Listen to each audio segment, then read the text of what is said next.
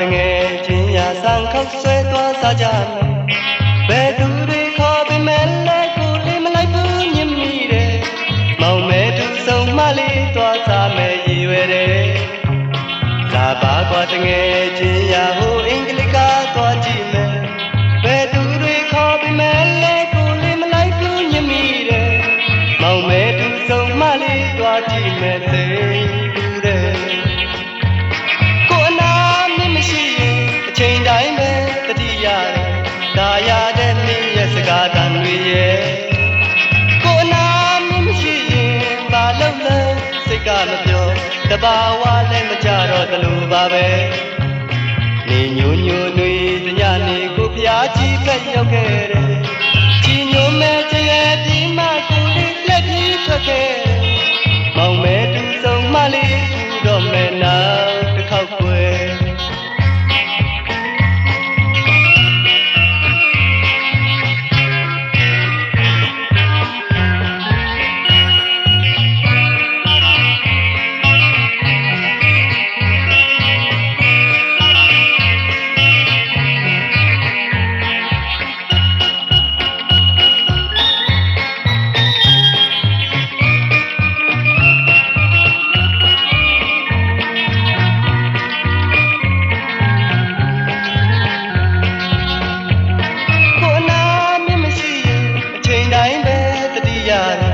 ဒါရတဲ့မင်းရဲ့စကားတန်တွေရဲ့ကိုအနာမင်းမရှိရင်ဘာလုပ်လို့စိတ်ကမပြောတဘာဝလည်းမကြတော့တလို့ပါပဲနေညိုညိုတွေတညနေကိုဖျားကြီးပဲရောက်ခဲ့တယ်ကြီးညိုမဲ့ကြွယ်ပြီးမှကိုလေးလက်ပြီးထွက်ခဲ့တယ်မောင်မဲသူဆုံးမလေးသူတော့မဲ့နောက်တစ်ခေါက်ွယ်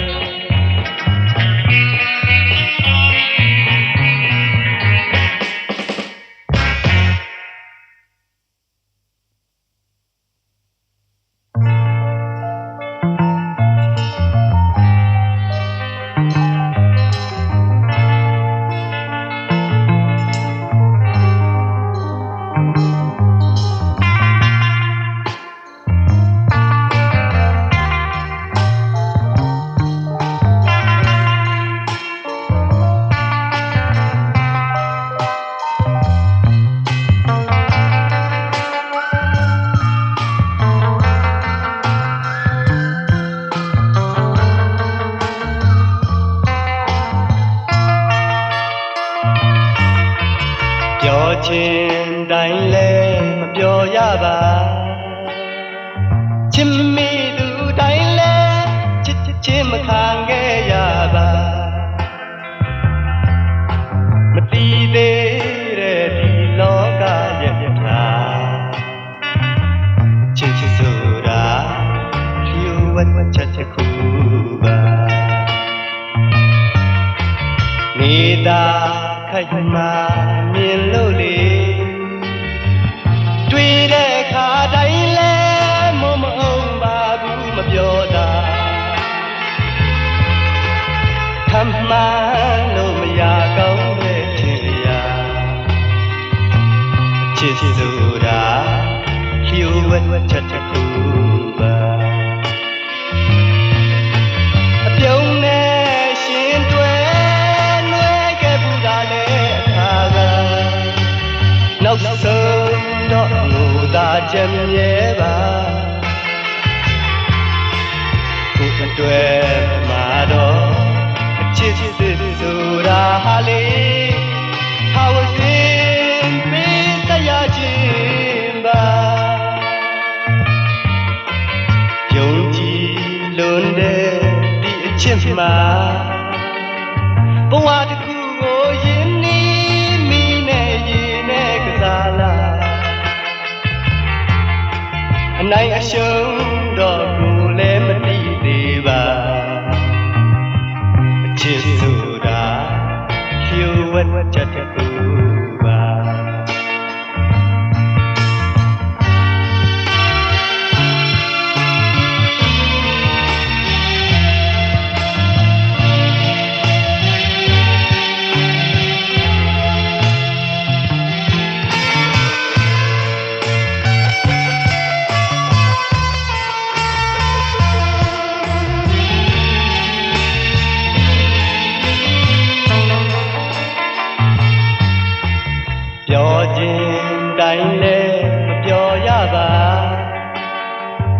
me do daile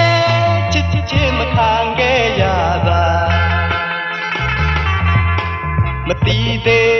re di loka yeta chit sura liwat chatku ba nida khai ma mien lo le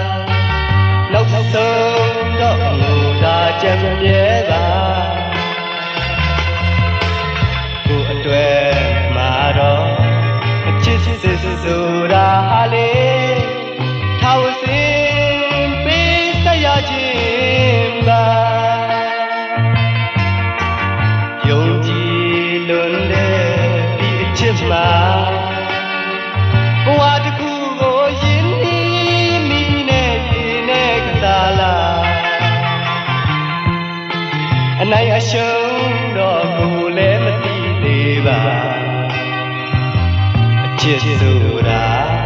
hiu wet chat ku ba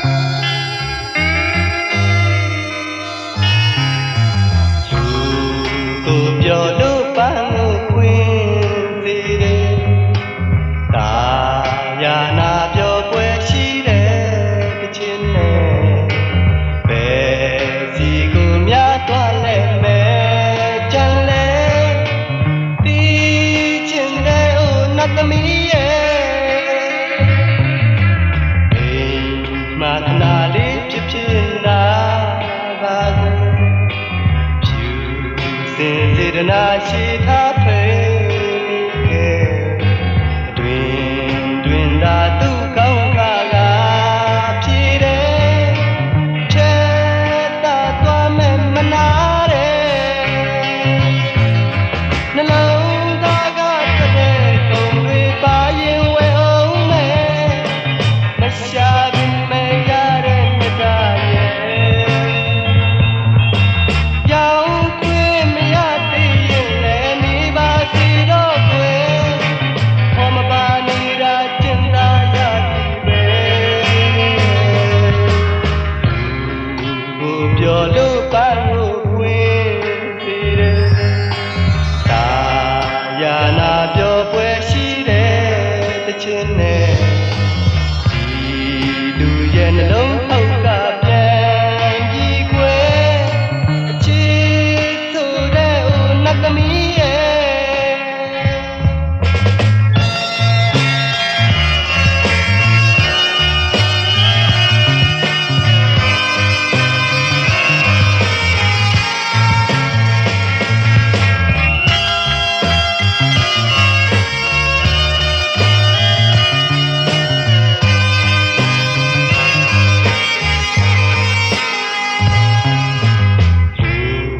ကိုပြောလို့ပန်းကိုဝင်စေတယ်သာယာနာပြောပွဲရှိတယ်ချင်းနဲ့ဘယ်စီကိုများသွားလဲမဲ့ကြံလဲဒီချင်းတဲ့ဦးနတ်သမီးရဲ့အေးမခနာလေးဖြစ်လာပါဖြူစင်စေတနာရှိထားပေမိခဲ့တွင်သာသူကောင်းခါကဖြည်တယ်ချဲတာသွားမဲ့မနာတယ်နှလုံးသားကထွက်တဲ့ကုန်တွေပါရင်ဝဲအောင်မဲ့မရှာဘူးမဲ့ရတဲ့မြတ်တာရဲ့ရောင်ခွေမရသေးရင်လည်းနေပါစီတော့ကွယ်အဖော်မပါနေတာကျင်သာရသည်ပဲ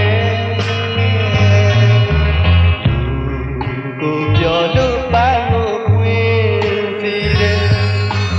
သာယာနာပြောပွဲရှိတယ်ချင်းနဲ့ဒီလူရဲ့နှလုံးအောက်ကပြန်ပြီးကွယ်အချစ်ဆိုတဲ့ဦးနတ်သမီးရဲ့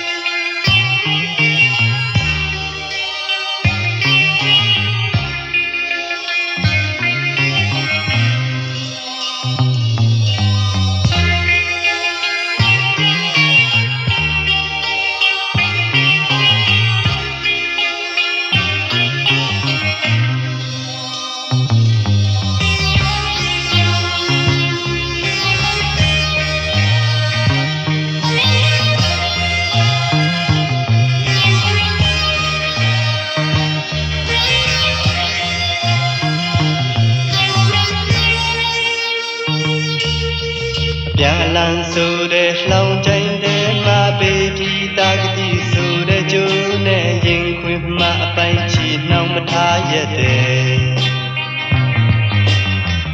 လွတ်လပ်တဲ့အဆုံးအထက်လိုလားပြန်ပါဆိုတဲ့ကြားကနေမဲဆိုတဲ့စကားများပဲအချိန်မှသူဆိုလာမလဲလို့ရဲ့တိတ်လေးဆောင်နေသူပါစေတနာထားရင်ဝေဒနာကြ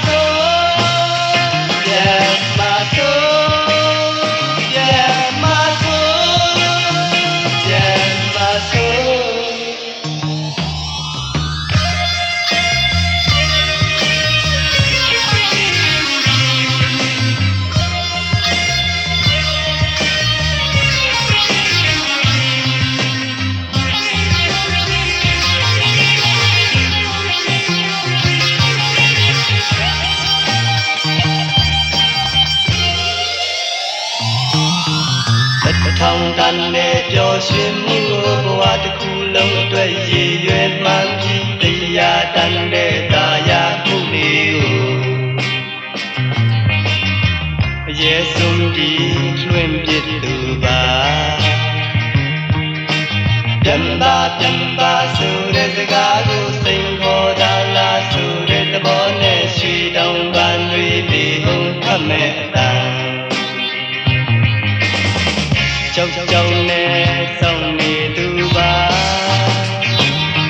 ဝေဒနာထားရင်ဝေဒနာကြောင့်ရွှေလာပြန်ပါဆို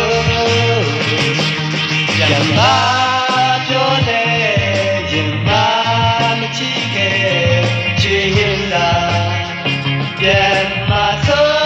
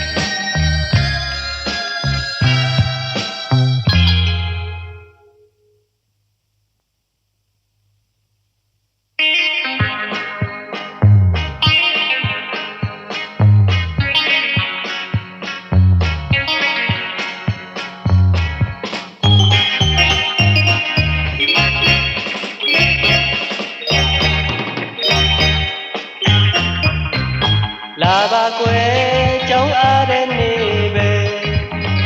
တနေ့ကုန်အောင်ဘိန်းကလေးနဲ့ရှောက်လဲမယ်ခြေဓမ္မခိုင်လာတော့ချစ်ရဲ့ကိရိယာမပါဘူးကွယ်သူကလည်းစကားပြောဖို့နဲ့အလားကိုကလည်းချင်းငုံကြီးနာတော့မှာမတော်တဆနဲ့ကျူကြိုက်တဲ့အနိုင်ရဲ့မင်းလို့ဖြစ်သွားတယ်ကြော်ရလားလို့ကြိမ်သူမေးမိလို့ရီချရသေးတယ်ခဏရာပေမဲ့မင်းမရဘူးကွယ်နောက်ကိုလည်းကြောင်းအားလို့ရှောက်လေရင်ကိရိယာမပါတဲ့ဘိန်းမဲ့ပြီးကျင်တယ်ဓမ္မခိုင်ပါမှာပဲကိုပြောမဲ့ချစ်ချစ်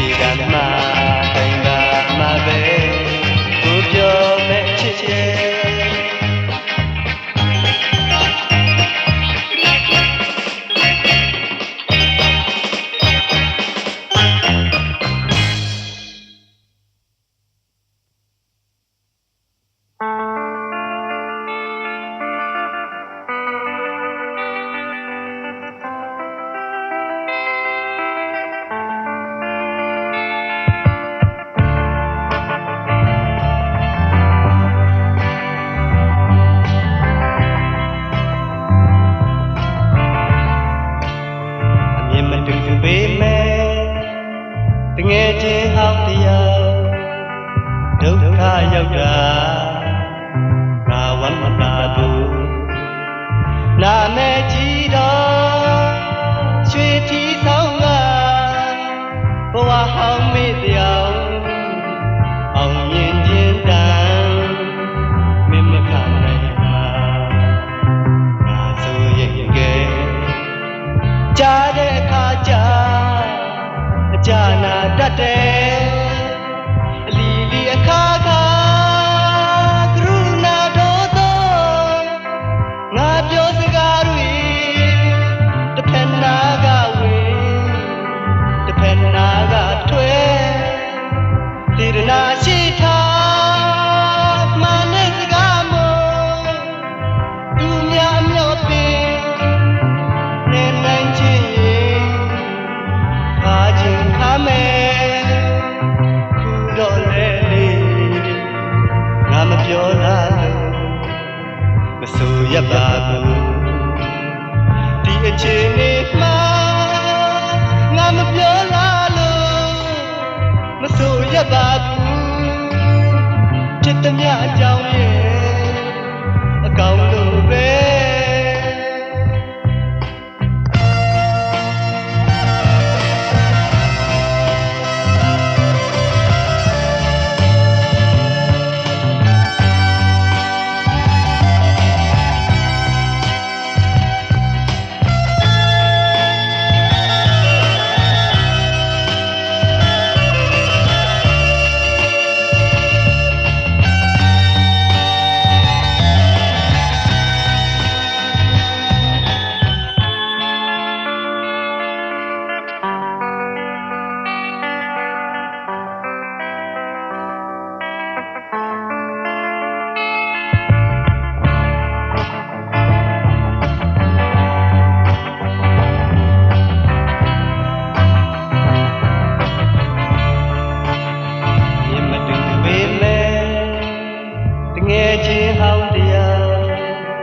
ဒုက္ခရောက်တာငါဝမ်းမသာဘူးရွှေနဲ့ရိုးမှာအစိတ်ပန်းစားပြီးအင်းအားကြည့်တရားကြောင်တောင်ကန်နဲ့မင်းလာမြင်မှာငါဆိုရင်ကဲမိတဲ့အခါကြာအမိလာလိမ့်မယ်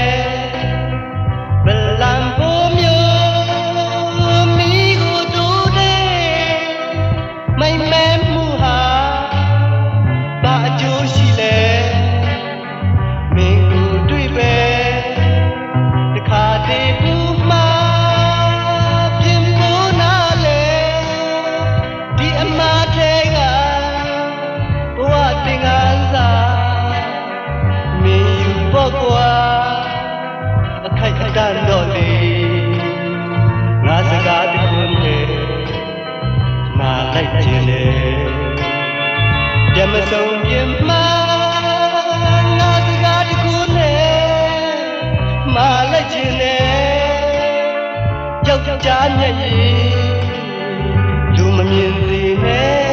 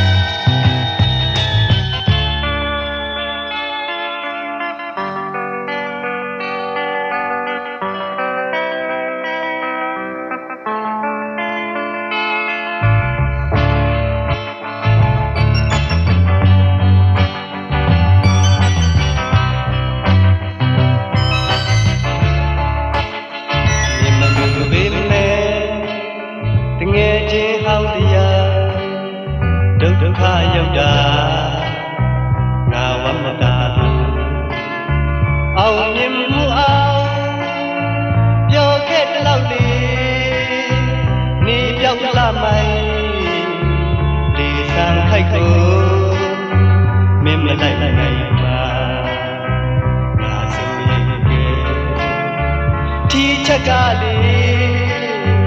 Tena ko masong Ya ya along Ko be shung lo Ji phong ka cha Mana ma shon ne Ma po li ne Pin ko a khwe yi Ko ma tang pi le Cam pi khai mo U lai te lai Mi yu lai Thay mai thay đo li Pian tui ma me U ti da me Bello ni le Pian tui ma me U ti da me Min kaung ta din me Nga cha chin de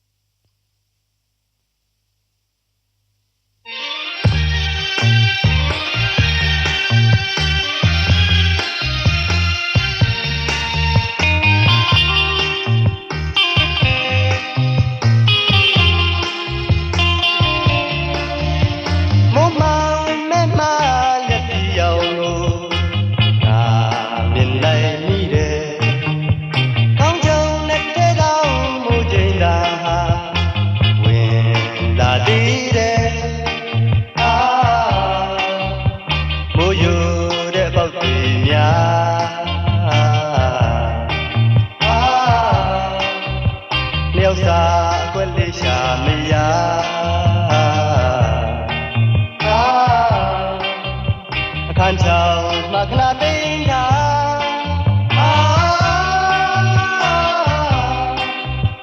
Chỉ nghe đã chăm đi ba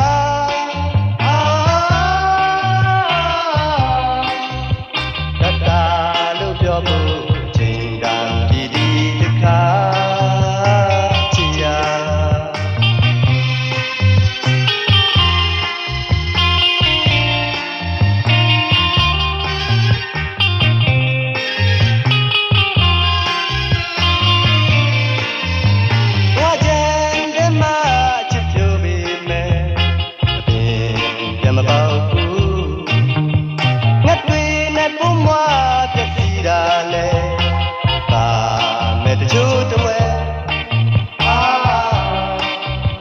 Long xia tuyến đề gì khăn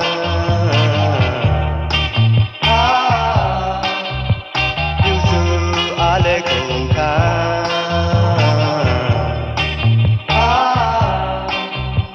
Đông y để được chính gà đá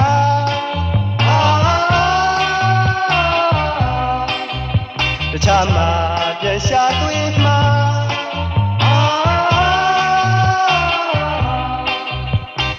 Đã lúc cho bố trình đàn thì đi khá chi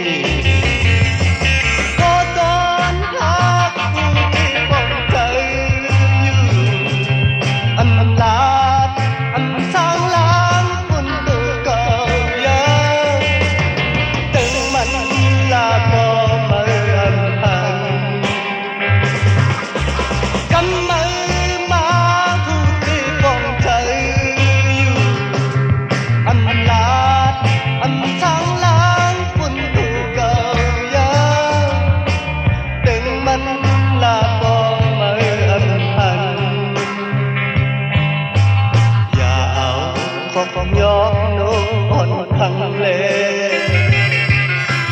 na phan man hay mình già áo hai thắt năm on thăng lệ xin tang man hay hay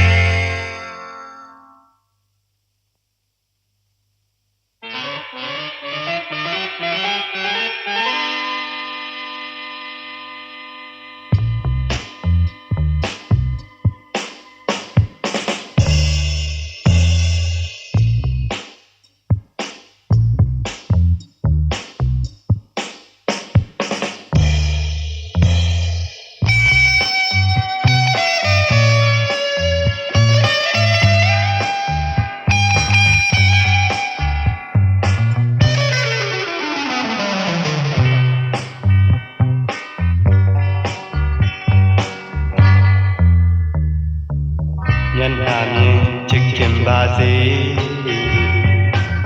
tan cha tana ba si shin do phya ye pi do ti ho bwa ga su ma dong khe lu la di ka ba ma ban ma ma pi ke du nhân hạ miên me chin du ye tan cha kha du ye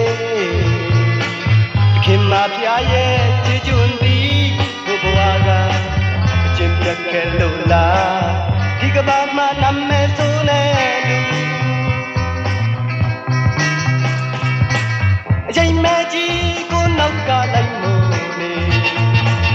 be ma pi lo ma lun nai bu ang order nhân lâu ne min ji ne ko lo diao ka chi da go yong chi nai de ta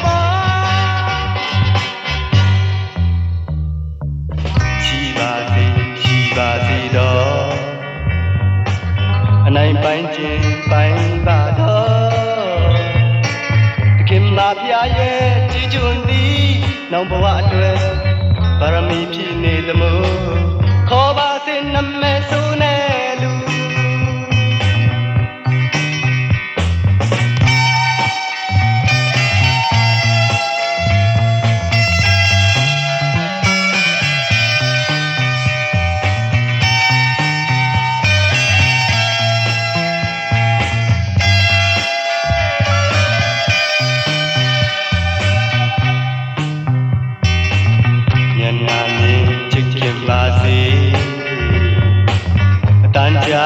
tana ba se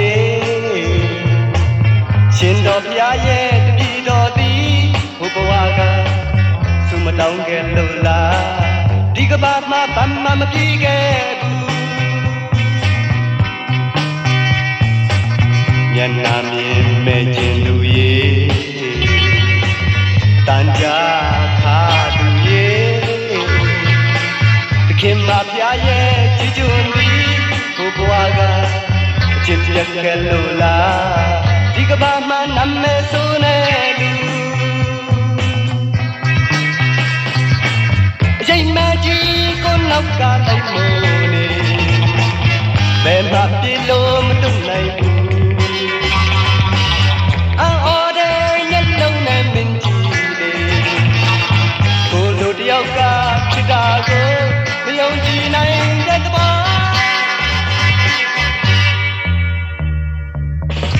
ba si နိုင်ပိုင်ခြင်းပိုင်ပါတော့တခင်မဖျားရဲ့ကြည်ကျွန်းသည်နောင်ဘဝအတွက်ပါရမီပြည့်နေသမို့ထင်ပါတဲ့နမဲဆုံးတဲ့လူ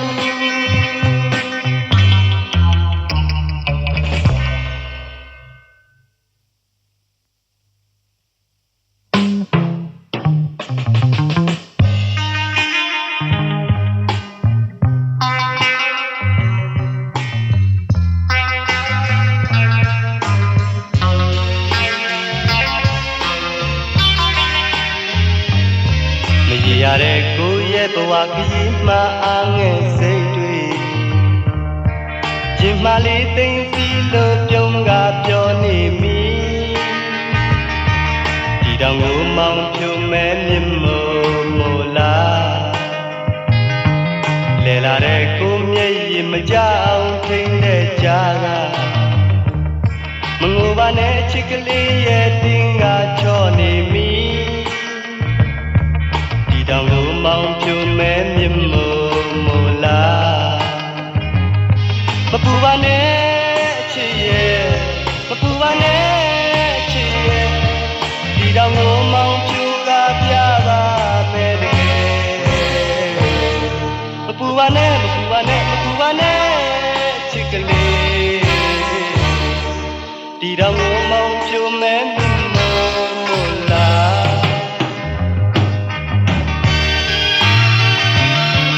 ပြောစရာဆိုနှစ်ယောက်လုံးလက်တွဲမှပြည့်စုံခြင်းပါနာစရာတော့ကိုတယောက်တည်းနဲ့ပဲပြီးစီတော့ဒီတောင်ကိုမောင်ဖြူမဲ့မြင်မို့လားတင်ညာရာကိုသဘောနဲ့စမ်းကျင်တဲ့အရာတစ်ခုပါဒါပေမဲ့မင်းမသိအောင်ထုံးထီထားတာရှိတောင်ကိုမောင်ဖြူမဲ့မြင်မို့လားမပူပါနဲ့ချစ်ရဲ့မပူပါနဲ့ချစ်ရဲ့ဒီတောင်ကိုမောင်ဖြူကပြပါမယ်တကယ်မပူပါနဲ့မပူပါနဲ့မပူပါနဲ့ချစ်ကလေးဒီတောင်ကိုမောင်ဖြူမဲ့မြင်မို့လား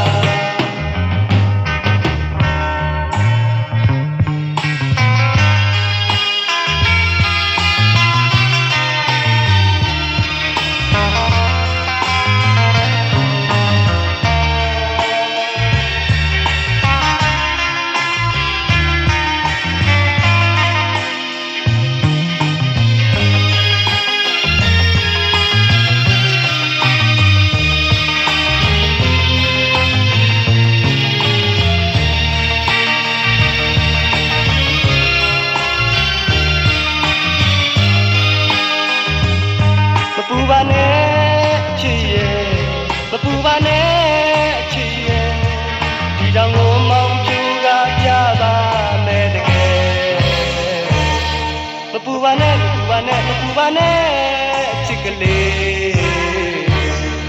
ဒီတောင်ကိုမောင်ဖြူမဲ့မြင်မို့လားဒီတောင်ကိုမောင်ဖြူမဲ့မြင်မို့လားဒီတောင်ကိုမောင်ဖြူမဲ့မြင်မို့လား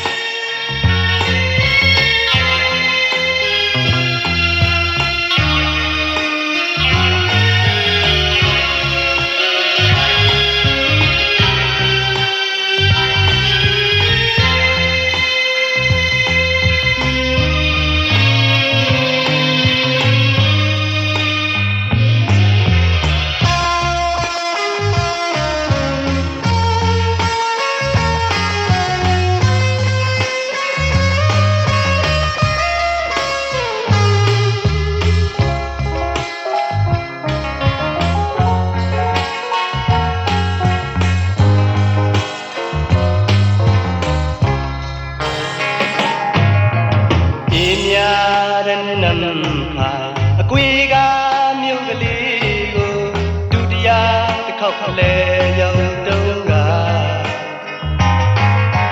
ရွှေခိုင်သူလေးနဲ့တခုသောစိနေမှာကိုလေးစားပြီးတွေ့ခဲ့တာစားပြီးရင်စားခြင်းဖြစ်ရတဲ့အကြောင်းဟာထိုဘူးကချုံနိုင်လို့လားဆိုင်ရှင်သူလေးပဲလှပါလွန်လို့လားရွာကစင်စားမရပါဒီလို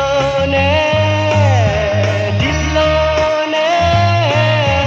ရှိတဲ့ဆက်လန်းချုံရရင်အခါတရာကောင်းရန်တခါရောက်ပြီးအငိမ့်မှာကျင်နာသူဘဝရယူတာ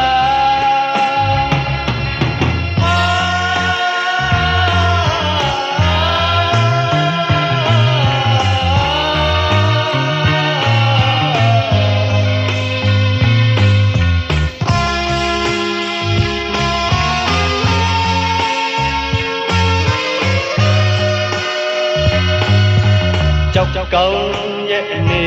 ကိုစစ်မစီကြည့်ဖို့ရမှတ်ကြောက်ရှိလာတဲ့ဥပမာဘယ်သူ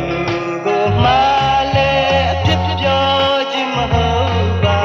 ရွှေမှန်ကင်းတင်ဖြစ်ရတာကိုပါ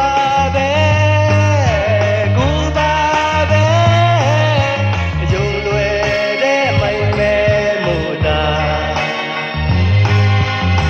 တရားပြုံးပြသူတခါရောက်ပြီးအမဲမှာကျင်နာသူဘဝပြက်ကနာ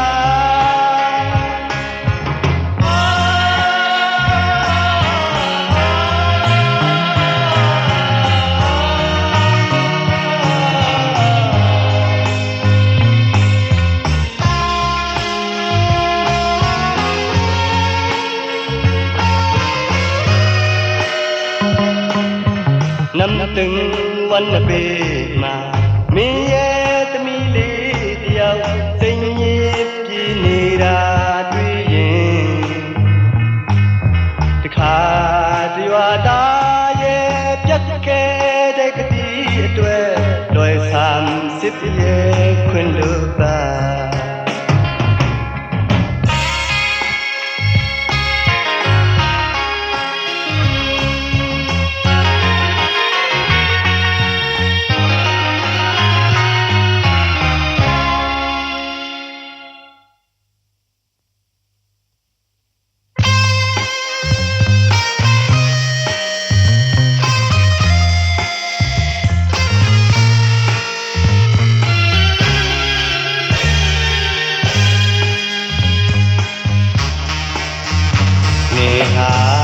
လမ်းဘေးကတစ်ပင်တစ်ပင်ပါငါကခီးသွားတဲ့ယောက်ျားနေရိပ်အုပ်တစ်လုံးတော့လဲငါမနေနိုင်မှန်းသိတာပဲဒါပင်မဲ့ခဏသာနာဖို့အတင်းတင်းနဲ့ရိပ်ရှိရနဲ့နေဘူးတဲ့ရလို့တိတ်တိတ်ပဲမရှိဘူး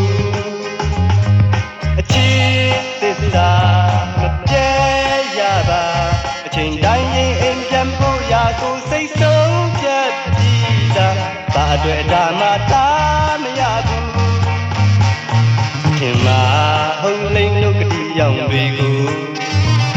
မျောရင်မင်းတဘောနဲ့မင်းသာမောမယ်သူကစားနီမျိုးနဲ့သူ့မှာသူစီကံချက်တွေရှိမယ်သိလိုက်လို့စားပြီးမှတော့ဘွာခတ်လို့မရတော့ဘူးနော်ထင်မိခိုင်မိမပြောမရှိနဲ့ဒါဝမယူ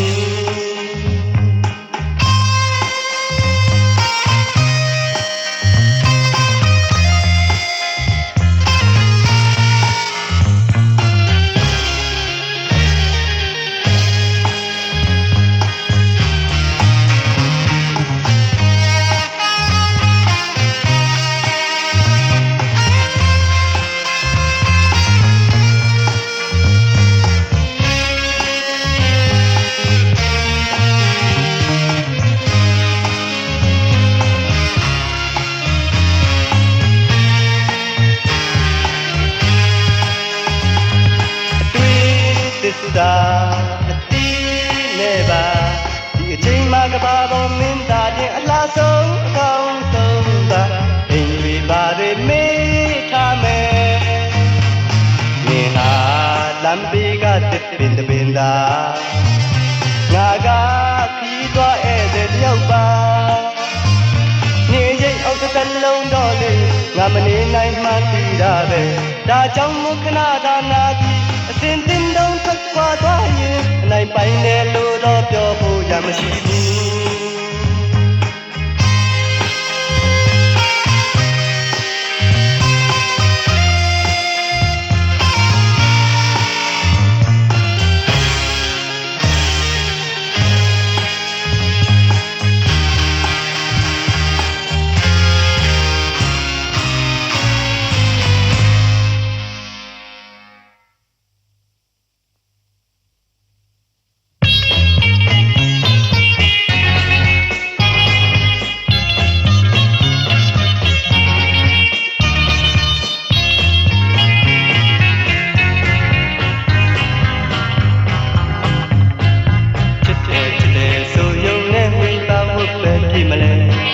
အနာမှအစဉ်ထားရလေစေအလိုလိုက်နေခြင်းမမလဲ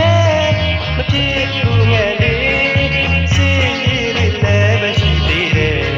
မပြင်းနဲ့ငယ်လေးကြောင်းမဝိပါဘူးတရားတည်းရဲ့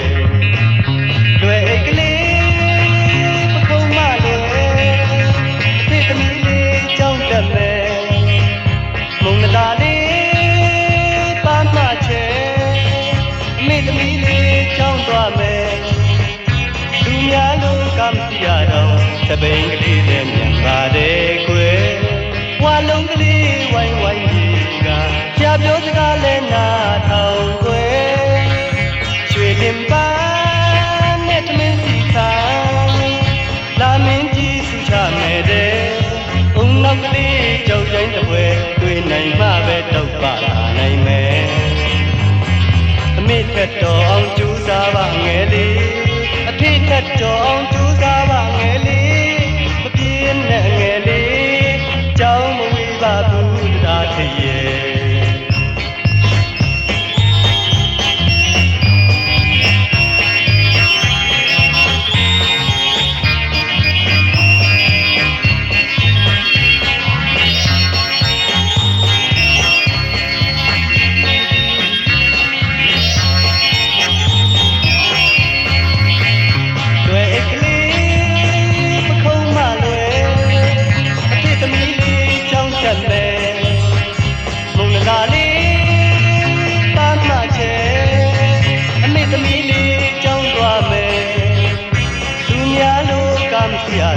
တပိန်ကလေးနဲ့မြန်ပါတယ်ကွယ်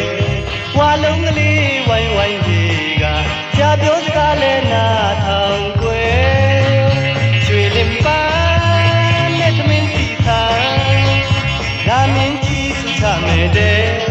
ခုံနောက်ကလေးကြောက်တိုင်းတစ်ပွဲတွေ့နိုင်မှပဲတော့ပါနိုင်မယ်